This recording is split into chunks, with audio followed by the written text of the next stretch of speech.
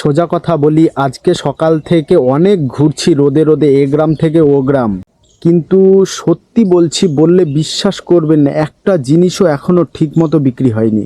জানেন তো, এমন দিন মাঝে মাঝেই আসে, যতই ঘুরি মানুষ ডেকে দাঁড় করায় জিনিস নেবার জন্য, কিন্তু জিনিস দেখার পরে দাম শোনার পরে আর নেয় না, বলে দাম নাকি বেশি হয়ে যাচ্ছে, এর থেকেও কমে দেয়, ব্র্যান্ডেড মালে প্রোডাক্ট আর কি।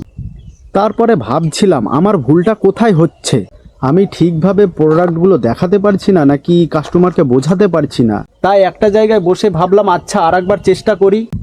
এই বাঁশুড়ি ধূপকাঠিটা একটু দেখুন দিদি, নর্মাল স্মেল, খুব উগ্র স্মেল নয়।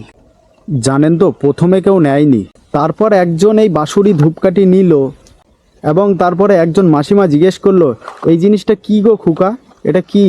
আমি বললাম, মাসিমা এটা হচ্ছে বাঁশুড়ি ধূপকাঠি, 20 টাকা প্যাকেট। এটা স্মেলটা খুব সুন্দর, শান্ত, খুব উগ্র নয়। তখন বুঝলাম হাল ছাড়লে কিছুই হয় না, চেষ্টা করলে একটু একটু করে হয়। আপনারা বলুন তো, এমন হলে কি করা উচিত?